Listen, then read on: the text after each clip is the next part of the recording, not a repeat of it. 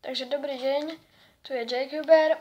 Vítajte pri ďalšom niečo ako unboxingu, alebo skôr ukážky kocky.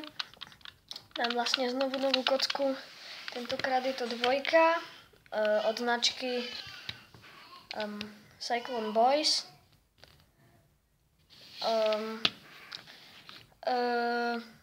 Na svojom kanále mám napísané, že objednávam kocky z ZCube HK.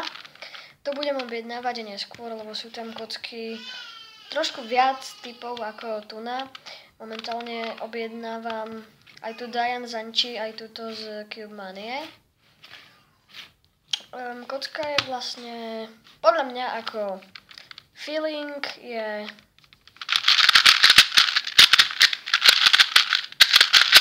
veľmi dobrý.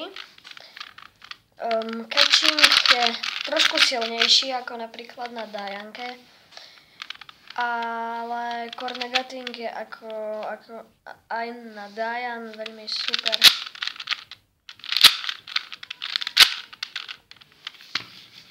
Šruby sú viditeľné, ale to mi ako nevadí, ja som si aj kúpoval s úmyslom, aby boli tie šruby viditeľné. Môžem si ju rozmiešať a dať solv.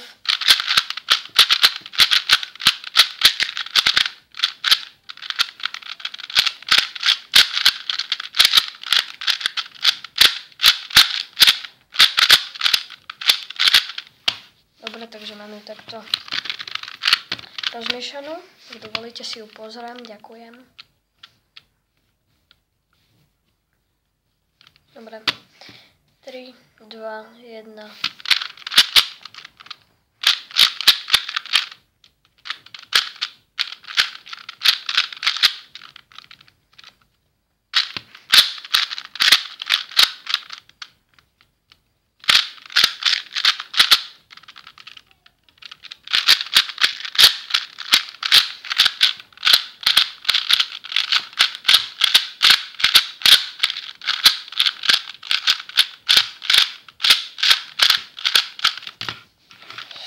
OK, kocka je postavená.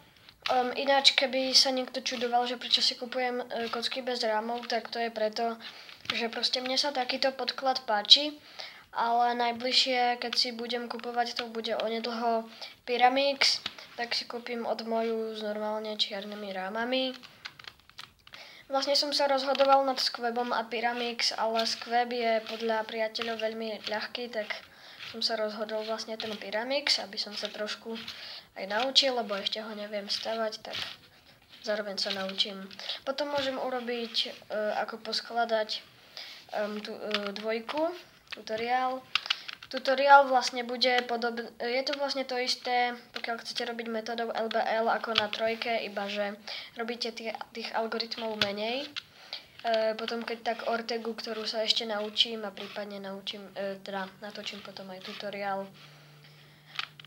No a tiež si vlastne potom z Pyramix kúpim Hualong. To je tiež s čiernym podkladom od moju a je to vlastne súťažná kocka rýchlejšia aj ako Diane. OK, takže to by mohlo byť na toto video všetko.